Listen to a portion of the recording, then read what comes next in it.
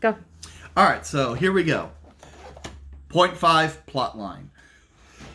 The basic plot line is taking place during over the backdrop of what's called the Imperial Civil War. It's been in the fluff for 5 years now. When the last emperor died, civil war broke out in the Empire, but neither of the sides wants to destroy the Empire.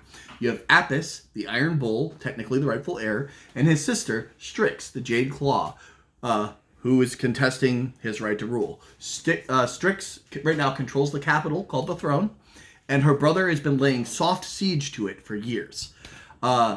There's open gates, merchants move, the Empire is a perfectly functioning thing even during the middle of the Civil War. They plan their battles in advance. So if they have issues, they fight it out on the field. Who will eventually control the Empire will probably end up being whoever controls the Senate eventually. So, but right now, something terrible has happened in the eyes of the Empire. These bastards from Nepin, a former city of the Empire, have rebelled against the Empire. And they were given a chance to make amends. The Empire sent an ambassador saying, "We want this egg. We want this dragon egg."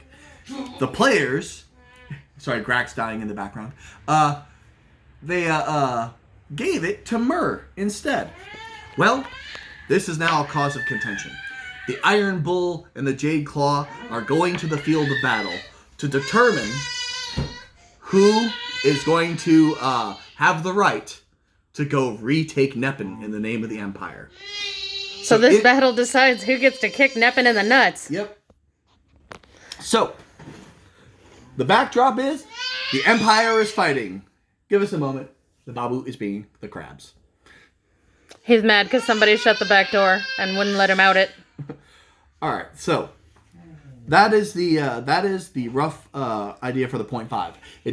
It will directly affect next Dark Tides, but we will get to that in a moment. Actually, do we want to get right to it? Let's get right to that. So, where's your pretty handwriting? It is further back because it was on a blank page. Okay, There we go. So you can hold up so people can read it while I read it, unless you want. So what we're doing, here's how it will affect tides. If Strix, aka the Jade Claw, wins, then they'll send a governor to Nepin to reclaim it and a small army of assassins. They may kill off the governor to cause a full-blown war. As in, they will frame Nepin for killing off the governor. Yes. And then, so they can launch an assault next year.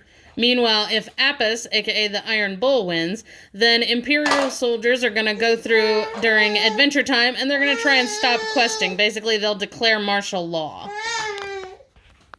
All right. So either way, they will see the effects of the 0.5 in the next one. It's not an over-the-top thing. It will just be, hey, people who went to 0.5 will be like, oh, crap, that actually affected what's going on at this event. Now, for battles, we've decided... For battles, here is a picture of the field setup that we are going to be doing. This field setup is affected directly by who wins or loses each side of each battle. All of the lines that you see here are high walls with ramparts. The defenders are going to start on this side. The attackers will start on this side. And James here will explain to you the differences in how advancing will work. All right. It's a little tricky to see, but I actually have a chart here. Sometimes it's a little easier to read if it's upside down, but anyway. We'll determine a coin toss to depend who's attacker and who's defender.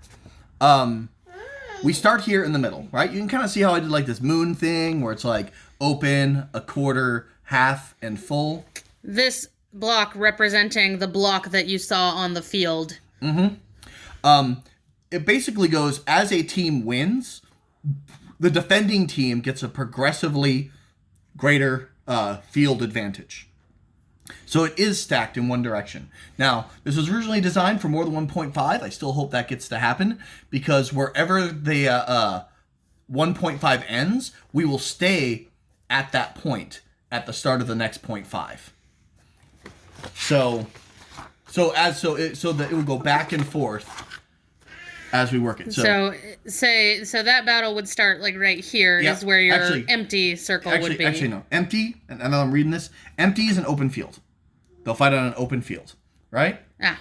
And then after a team loses, they get this piece of high walls. If that team loses again, they get these parts added to it. And we'll do it by adding points back here to make it harder to get. So basically, if you win consecutive battles, then it's going to get progressively harder for you to keep winning in order to make it fair so that people aren't just getting, curb stomped every round. Yep. And the battles we have planned are good old-fashioned start with a kill count, move to a point control, and then we're going to do a heavy carry. Probably some sort of bomb. I'll build it. It's not a big deal. Because I love building heavy carries, and it's one of my favorite scenarios. It's a very popular field scenario that we haven't done in a long time, but anytime that we have ever done it, the people have loved it, and it's really good to end the day with because it will be their favorite battle, but it'll also be tiring, and they'll be ready to hang out, eat, see their friends, whatever. Yep. The goal is we will have the map drawn out, and we'll have it drawn out in all the different stages it can be. So they'll say, the first battle for the very first one, it'll say empty field. We'll have the rules for kill count, which is actually in the rule book, so we can just cut and paste it, and we'll have that on them. The next one, the battle, no matter what, will be this picture right. Sorry, these gone. It'll be just that line in the middle, and it'll be point control, and there'll be 2 dots right here for the point control. Right? Maybe one up here. We'll see how much stuff we bring out. And then the heavy carry. And then the heavy carry we'll have locations where they have to drop off the heavy carry and blow it up. But either way, we'll write up all the rules for all these things, and we'll post them up on some signs so that even before the battles start, the players can come read the actual physical rules, and then all they have to do is exist on the map. It's pretty cut and dry, pretty clean.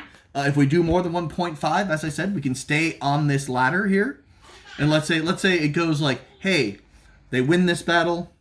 They win this. The defenders win. The defenders win. The defenders win. If we do another 0.5, we start here.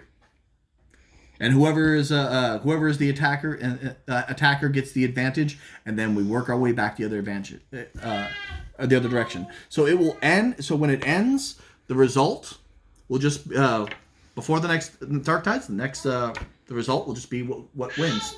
That'll be it. Yep. So. All sweet, straight to the point. Thank you.